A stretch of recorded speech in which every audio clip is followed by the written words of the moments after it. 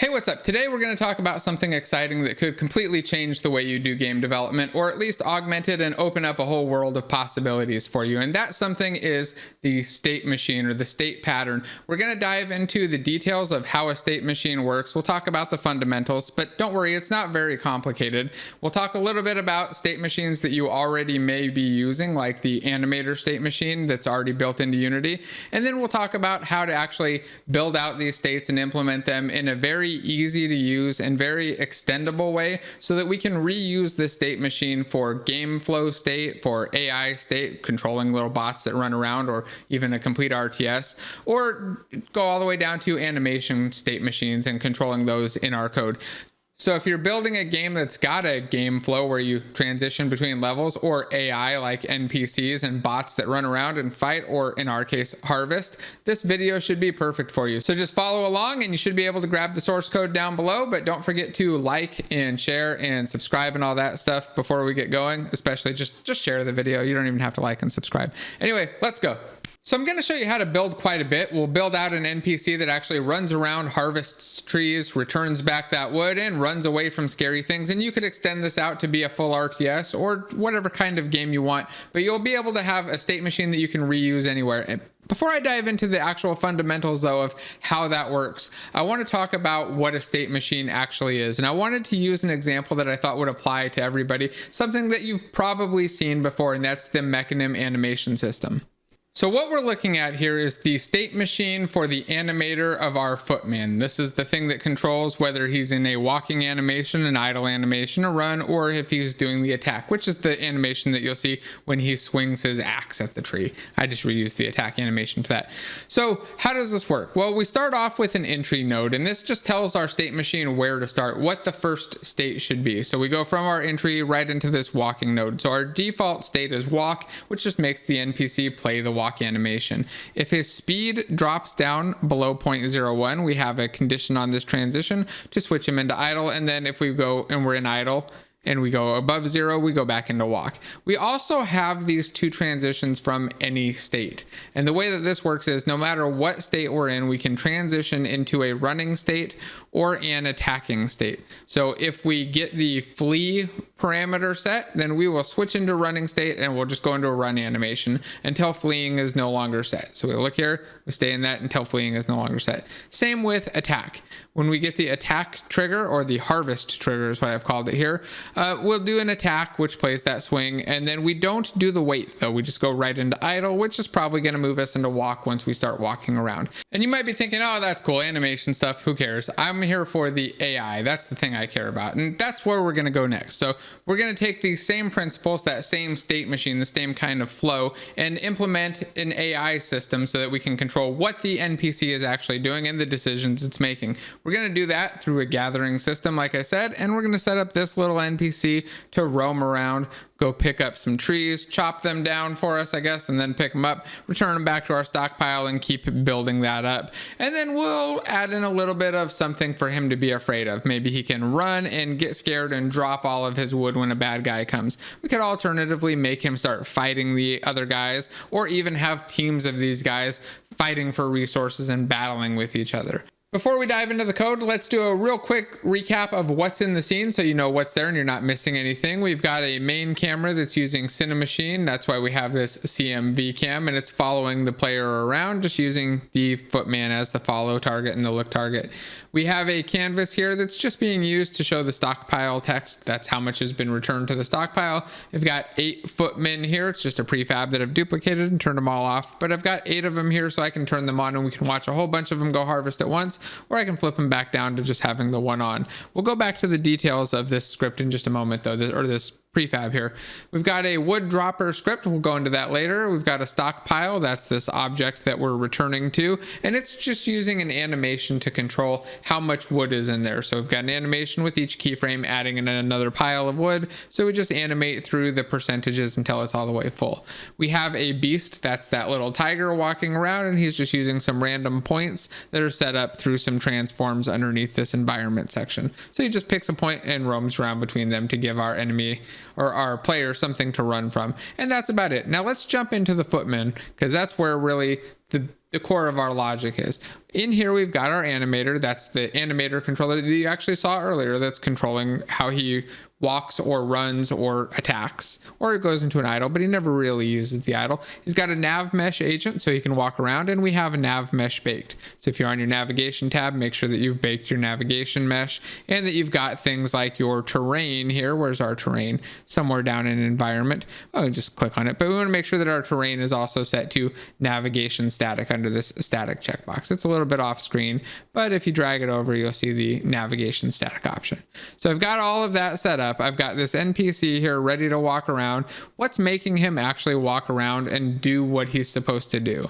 Well, let's go back to the NPC, select him one more time, and look at the gatherer script. So we've got a sphere collider, by the way. That's the trigger volume, and that's being used just to detect the tiger coming in. All of the work here, all of the stuff that we care about, all of the AI is going to be right inside this gatherer script. Now I'm going to open it up. We're going to take a real brief look, but then we're going to jump into the state machine fundamentals. We're going to talk about how the state machine works, and then we'll jump back to the gatherer and talk about how we're implementing the state machine and using the state machine. So first, let's take a quick peek at the gatherer. So here's our gatherer, and it's important to note that this is not the actual state machine. This is the thing that uses the state machine. If you look at line 11, you'll see that we actually have a reference to a state machine, and our gatherer could also be like an enemy or a tank or something else. It's just the object or thing that's using a state machine. This could be all the way down to the NPC level, or it could be like a game state controller that has the state machine in it. In our case, though, we're doing an NPC that gathers, so it's in a gatherer script. And then you'll see that we do a lot of setup in Awake. I'm going to expand it, briefly look at it, and then we're going to dive into the state machine. So here you'll see that we do what looks like it seems like maybe a lot, might seem overwhelming, like what is all of this stuff? But as we go through this, it's going to make a lot of sense, and it's going to get really, really simple to read, and it's going to get extremely easy to understand and build upon. So if this looks overwhelming, don't worry. This is literally the most complicated part, and it's really just 3 things that we're doing multiple times with a lot of text. So let's dive into the actual state machine. Let's go up to line 11. I'm going to hit F12 and just go into the definition of the state machine. So here's our entire state machine class. You can see that it's only about 90 lines long, and it gets a lot of work done. We've only got 4 public methods here. We have a tick, we have a set state, an add transition, and an add any transition. We also have inside it a private class that we're only going to reuse inside the state machine called a transition, and a private method to get a transition. We up at the top have a current state that uses this iState interface, and we'll talk about that in just a moment. We've got a dictionary of transitions. So it looks like we have the type as the key and a list of transitions, named transitions. We have current transitions, any transitions, and empty transitions. So a whole lot of transition stuff in here. In fact, if you look, 4 of our 5 lines up here are all about transitions, and that's really important because a state machine is all about the transitions. If we just had a single state and it never changed states, well, we wouldn't need a state machine. We just need an update loop, right? The transitions are what make the state machine work. That's how everything ties together, and that's where all of the power comes from. We'll start with the tick method because this is our primary interface into the state machine. In fact, it's the only method that we call outside of our setup or initialization time, and you'll see that we call it from our update in the gatherer. So the gatherer's update method is a single call to statemachine.tick. Our tick method does not very much. It looks for a transition, calling get transition. If it gets a transition back on line 32, we set the state to the transition's destination or the to state on it. And then on line 34, we tell our current state to tick. Or if we look again, our current state implements this iState interface. And I want to go take a quick peek at that before we jump into setting up our transitions. So our iState interface has a tick, an on-enter, and an on-exit. And you can even notice that we only have 1 usage of each of these because we only ever call them from that single state machine. But we do have 6 implementations because I've created 6 states in this project. Let's go back to our state machine now and take a look at the set state method and see how this works. The first thing that we do on line 39 is check to see that the state that was passed in is not our current state. If it is, then we just bail out because we don't want to set ourselves to the current state over and over. Then we check to see if we already had a previous state, and if we did, we call the onExit on it so it can do its cleanup, like turning off an animation, turning off a nav mesh agent, something like that. Then we set our current state to this state that was passed in, so that when we tick later, we'll be ticking against that current state. And then eventually we call onEnter on line 49. Right here on line 45 and 46 and 47 though, we do a little bit of transition setup. So let's talk about transitions in the next part right here, because that's our next method, add transition. And if we look at add transition, you'll see that it takes a from, a to, and a function bool predicate. So this means that we need a function that we can give this that's going to tell us when we need to actually do the transition. Let's see how that works. We'll expand out add transition. And the first thing that we have here is this transitions try get value. And I want to talk about this because I find it a little bit confusing for people who don't use dictionaries regularly like I do. So let's go to definition on it real quick. I'll hit F12. And here you'll see that we have a dictionary of a type as the key. So we look them up by type. So this will be our class type. And this is going to be class types like the flee state or the search for resources state. So it's going to be the type of flee or type of search for resource or type of harvest or something like that. That's going to be our key here. It's just that type. And remember, you can do get type on any object to return back the type of the thing if you need it. The second thing in our dictionary, or the value, is going to be a list of transitions. So for every source state or every source type or source, I guess it's state type, we have a list of possible transitions. So this is just basically a storage mechanism for all of those lines that we're connecting the different states in our visual editor. It's there, the type is the source node, and then the list of transitions is all of the lines or exits that it can go on. And then these transitions are, of course, going to have conditions on them. So let's dive back into add transition a little bit more. So the first thing that we do is try to get back the list of transitions for that state. If we don't already have a list of transitions for that from state, which again, we're using from.getType, which gives us back that type, then we create a new list and we add that in to our dictionary. So we say transitions of this type equals this list. And this is the same as calling .add and giving it a key and a value. We can also just set it like this. So if you're used to using .add, that's all this is.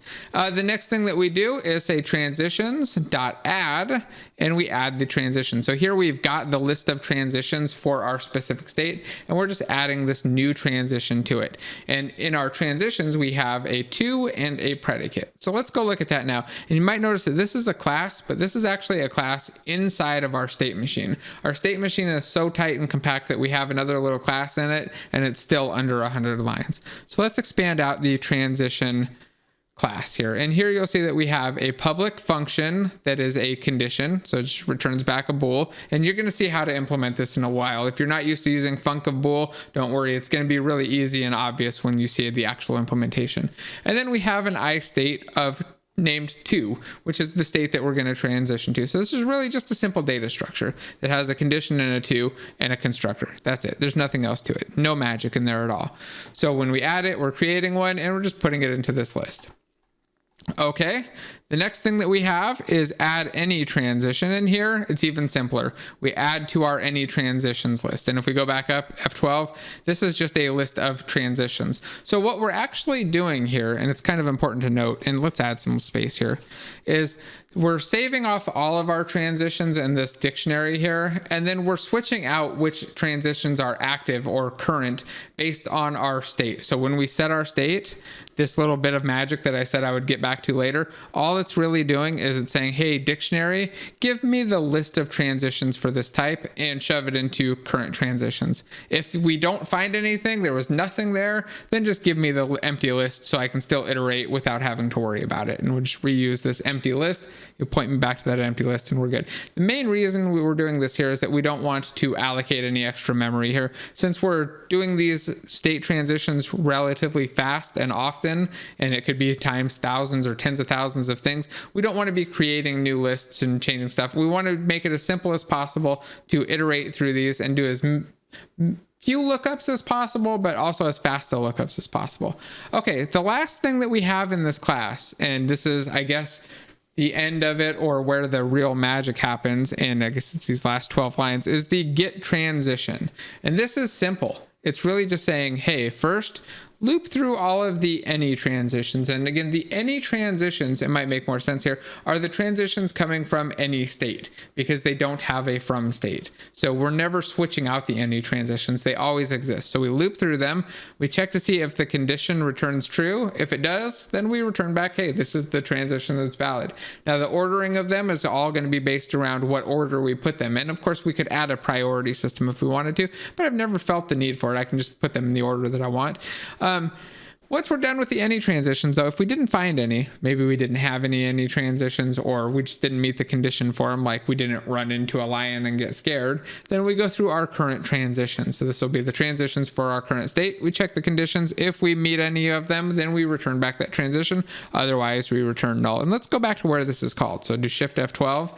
And here, remember, if we return back null, so we don't find a transition, then we just tick. We don't do anything. We only set the state if we got a non-null state. And then either way, once we're done, we call the tick of our current state, which does the actual work for our game. So let's go see what our states actually look like and how we use this state machine to build a system that actually plays and does something logical. So I'm going to go back to our gatherer and take a peek at our awake. There are a couple things that we're doing here. The first is in the beginning of our awake, we cache a couple components. We get our nav mesh agent, our animator, this enemy detector script, which let's take a real quick peek. It's really just a trigger detection. We check to see if a beast has come in range, and then we check to see if a beast has left range. We set a little flag for whether or not a beast is in range. It does not handle multiple beasts or anything like that, but it's a nice simple little component to give a good example. Then we have a particle system that we're getting, and putting that into this flea particle system, just so I could show a little bit of particles and a little bit of more fun stuff. The next thing, and the biggest part, I think the most important part, is line 25, where we actually instantiate our state machine. So our state machine is just a private field up here, and we instantiate it in our awake. Next, we're creating our states. So lines 27 through 32 are all of the different states that this gatherer NPC could be in. He can be in a search for resource state. He could be in a move to selected resource state, a harvest, return to stockpile, place resources in stockpile, or this new one that I've added, a flee state. So the search state, let's talk about that real quick. In fact, let's go through each of these step by step, and then we'll talk about the transitions between them. Our search state takes a single parameter in the constructor for this. It's going to take in the gatherer because we need some reference to something on this NPC.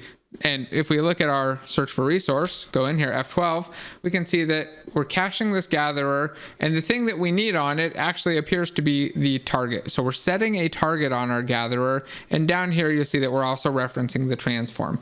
So the way that the states are generally set up is that they implement iState, and they're, other than that, just a plain old class. They're not a mono behavior, they're not a component or anything like that. It's just a public class that implements this iState interface. The iState interface, again, has that tick. It has our on enter and on exit. And if you look here, on enter and on exit don't do anything for this state.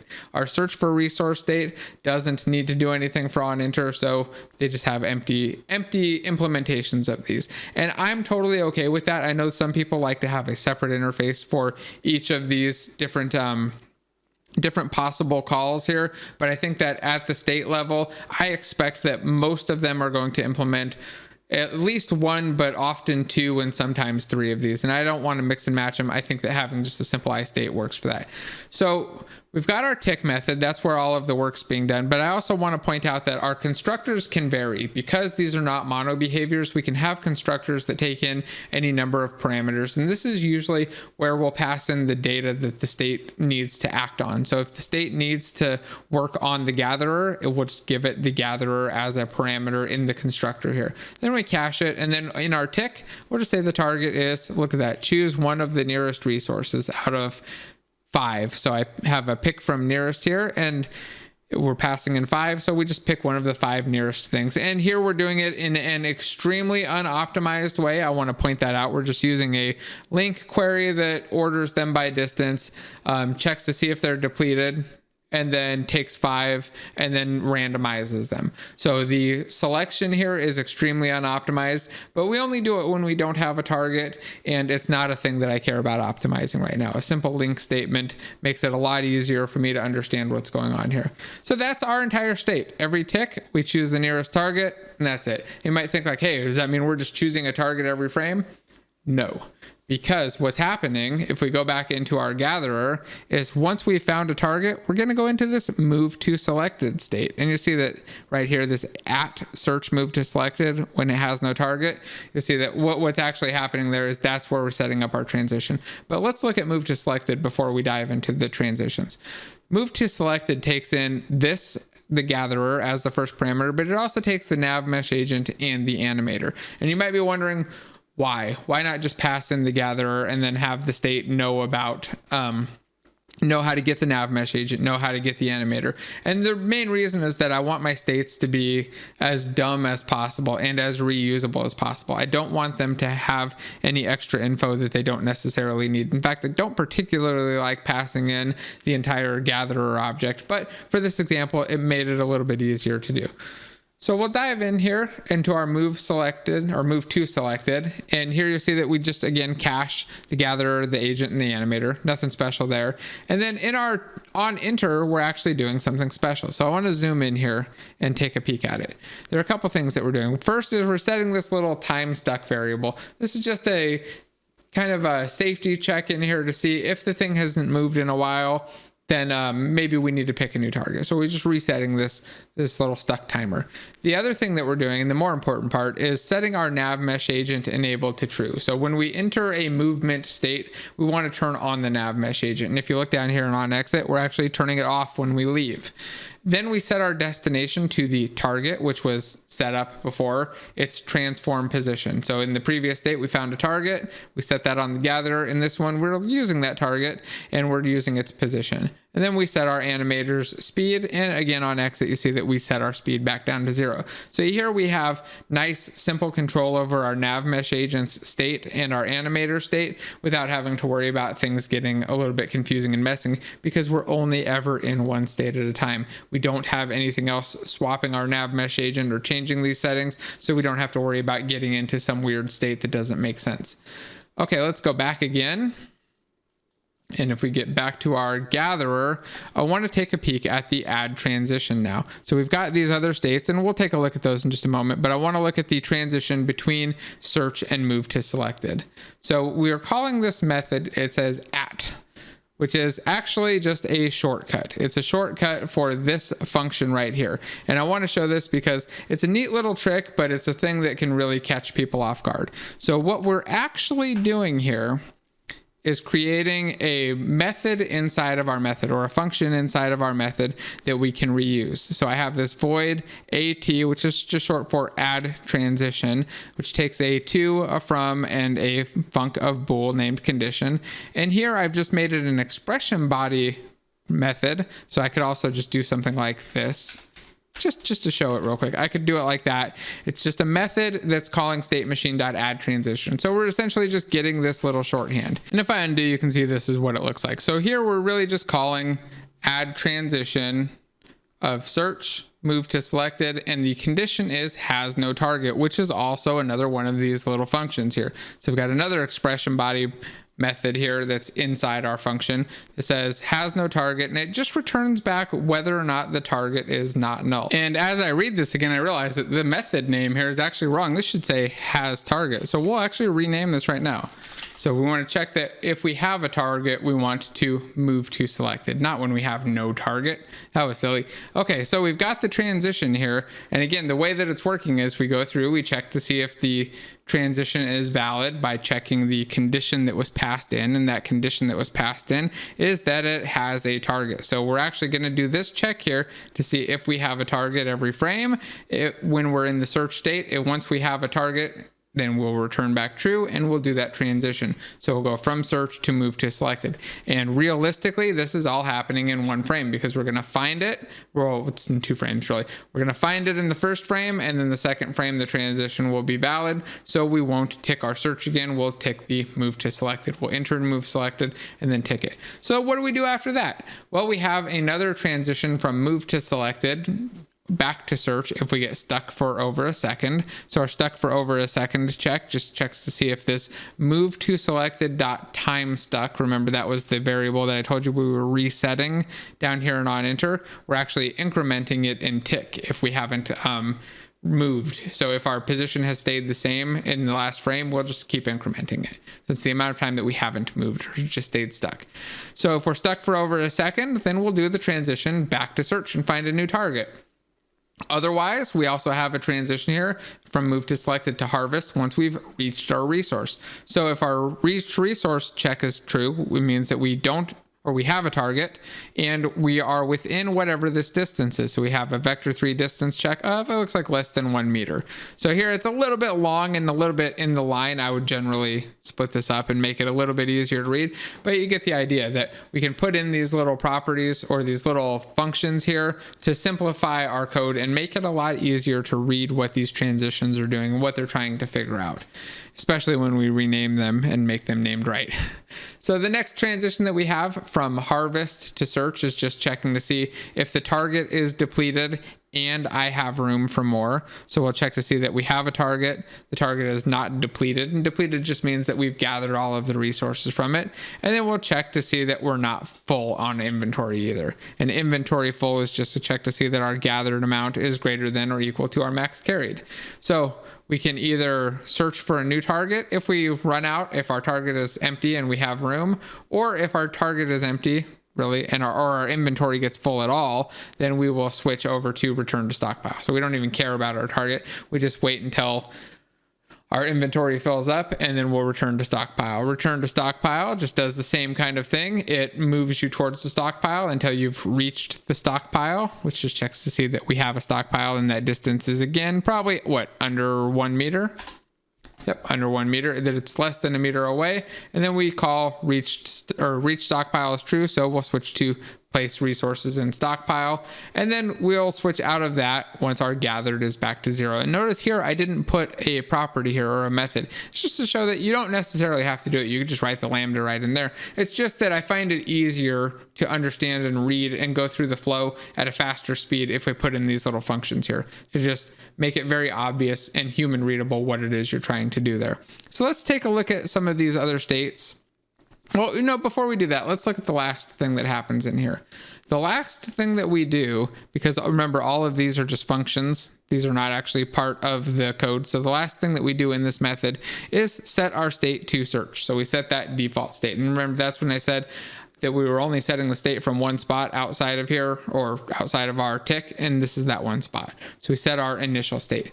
Okay, let's go take a look at what these other states do and see how it all ties together and works. So we have the search and the move to selected, which we've already gone through, and then choose nav mesh agent, setting the destination to go to them. Then we have the harvest resource state. Harvest resource takes a gatherer and an animator because we want to play an attack animation when we animate. In fact, let's zoom in a little bit. And then in our tick, we check to see if we have a target. So if we have a valid target and we have met our time for when we should take the next one, then we will call gatherer.take from target and we'll set the trigger on our animator. This take next resource time is just our current time plus 1 divided by the number of resources per second. So the goal here is so that we can set a resources per second rate, which I believe I've just hard coded at 3 now, but we could obviously pull this off of the gatherer or some other settings, or even calculate it at runtime if we needed to. But we figure out the rate and then we just allow them to take a resource each time. The take from resources just calls take from target, which if we expand out, doesn't do much. It calls target.take, which just takes a single resource from it. It increments our gathered, and then it updates or invokes the onGathered changed event so that our UI elements will update. And we can take a peek at those in just a moment too. But first, let's go into target.take, because target.take also does a couple things. And if you're going to implement this thing, you might want to understand how it all works. So target.take reduces the availability count, assuming that we have some left. So if we're out of resources, we return false. Otherwise, we reduce it by 1, and then we update the size, which is really just the game object scale. Oh, missed a tab here. So you see that all we do here is lerp between 1 and 0 for the scale of the object. So when it's full, it's a giant tree. When it's empty, it's an empty tree. When it gets down to 0, it disappears and sets itself to inactive. We also have a snap method to just snap it down to the nav mesh there. Okay, let's jump back to the gatherer and look at the last of the states. So we know how to take resources. We know how to move to them. We need to return them to the stockpile. So return to stockpile is next. Return to stockpile just takes in the gatherer and the nav mesh agent again and the animator because it needs to deal with navigation and animation. On enter, we choose a stockpile. And right now I'm just finding the only stockpile in the scene. We could obviously expand this out quite a bit more. We enable the nav mesh agent because this is an state that needs to move. We set the destination to that stockpile, and then we set the speed to animate. And then in on exit, we just turn it back off and turn it back off again. Again, nothing really special, right? It's just moving to a destination. So you can start to see how these states can be very simple and just do one little thing. And then kind of tie together like this. Next, we have place resources in stockpile. Doesn't do much. It says gatherer.take, and then so it takes a resource from the gatherer every tick and then adds it to the stockpile. That's why you see that quick little of the numbers. They kind of do that little transition there. So every tick we just do 1. And then that last transition, remember, when we get to 0, we're going to go back to search. So we're just making a transition back to search. But then we have this one extra little one, that flee. And you probably saw this in the beginning. But what actually happens here is we have this enemy detector. And in our transition here that I've added right up at the top, we check to see if there's an enemy in range. And if there's an enemy in range, we transition to the state. In fact, we don't do it from here, though. We do it right here. It's line 42 now, this add any transition. And one of the main reasons I added this was that I wanted to show how we use an any transition and what a case for an any transition would be. It's usually the type of thing that interrupts the normal behavior or the normal flow. Something has happened outside and needs to make this thing act in a way that it normally wouldn't. And that's what we have here. So this any transition gets added, and it just checks again to see if we've got an enemy inside our trigger volume. If we don't, then we bail out and we leave this state. But we don't clear it out until 3 seconds later, just so that we don't get that weird state of like going into fleeing, leaving fleeing, going into fleeing, leaving fleeing as they kind of edge on that trigger. So we just make them run for 3 seconds after they've left the trigger. So run away for a minimum of 3 seconds. And let's take a look at that flee state, because it's actually the most complicated of the states that I have. So our flee state takes in a lot of parameters. We've got a gatherer, a nav mesh agent, an enemy detector, an animator, and a particle system. And then in our on enter, we turn on our nav mesh agent because we want to run away. Let's zoom this in a little bit. We tell our gatherer to drop all resources. And I want to look at that real quick. Our gatherer drop all resources actually just tells this wood dropper object, which is really just a spawner of a prefab, to go drop a gatherable resource that looks like wood. You can even F12 into it. You see that it just instantiates it and sets the amount of gatherable. So we're using the same script that's on the trees. Just drop it onto a little bundle of wood and spawn the wood. So they drop the wood on the ground, play a particle, and run away. Other than that, they change, or they call the onGathered change so that the event updates the UI. And then we go into animator. We set the bool for flee hash to true, which is just setting our fleeing animation. It's just using the string to hash for optimization. It's a little writer optimization it always recommends. We set the initial speed to our current nav mesh speed because I want to cache it because we have a special flee speed. So we set our nav mesh speed to that flee speed. And this is another example of caching the state of things so that we don't change state when we go in and out of state. So if we have to modify something, a lot of the time it's good to clean that up on exit. And you'll see that in our on exit, where is that, right down here, we actually set our speed back to the initial speed when we leave this one, and we turn the nav mesh agent off and turn that flee hash back off. But what else do we do when we enter? Oh, we set our flee speed. Oh, we play our particle system.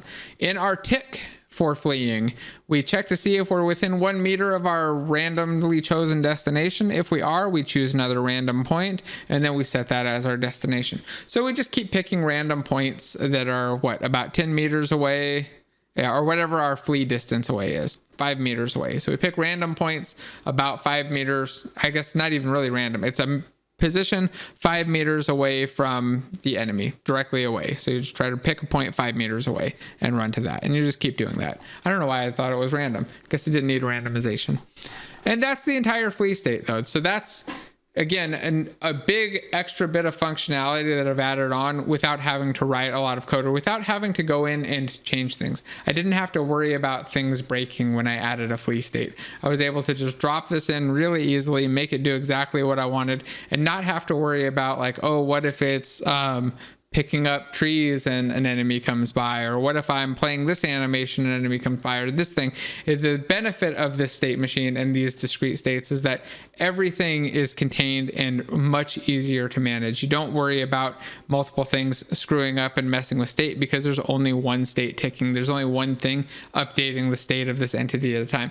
Now, before I wrap this up, I did want to show a bunch of NPCs walking around and harvesting. So here we go. We've got a bunch of guys just kind of roaming around the scene and picking up different resources and getting terrified by a tiger. Oh, there they go. Look at them all take off. And I also wanted to show how that UI element is updating over their heads. Some people might be a little bit curious about that. So underneath each footman, I've got a canvas that's set to a world space UI. So I've got the render mode set to world space. And then I've got a text component. And underneath that, or on it, I have a gathered text script, which simply registers for the onGathered changed here. So it registers for that event, listens for it, and whenever that event is fired off, it says text.setText to the count parameter that's getting passed in there. And then in Awake, we cache the text. That's it. That's how the text works. So I just want to make sure that everybody saw that and understood how that worked in case you're trying to get it to work yourself. Other than that, I don't know that there's much more to show. Animators can use state machines. Game state can use state machines. AI can use state machines. It can be at the entire team level, all the way down to the NPC level. We can even have state machines for specific body parts, especially when it comes to a big boss. A lot of the time, a state machine per body part makes sense. So I want you to just think about where state machines might make sense in your game and where you can simplify things by just controlling the state and controlling the flow a little bit better. I personally love using them for just general game state and AI, but there are a lot of other implementations and a lot of other uses out there. There are also a lot of other ways to build state machines. You can build them with abstract classes. You can have them use enums or strings as keys. You can do all kinds of different things. This is just the simplest implementation that I've come across in my own experience, and the one that I prefer to use a lot of the time because it's very unopinionated. It's very easy to swap into any system, and it's really easy to just kind of build on and extend without having to add a lot or go in and change things. I can just reuse it across projects. So I hope this was helpful for you. If you're interested in more state machine stuff or just more AI related things, drop a comment down below and definitely let me know. Also, if you're really into state machines and stuff, make sure you check out my courses. We dive into this stuff and a whole lot more, writing them from scratch and going quite a bit deeper into different types of state machines and a lot of other stuff. And I also wanted to say special thanks to everybody on Patreon and just on YouTube in general. You guys are awesome, and being able to put up content on YouTube and teach people how to make games and how to do cool stuff in Unity is a blast. So I really appreciate it, and I just wanted to say a special thanks to all you guys. Anyway, thanks again, and goodbye.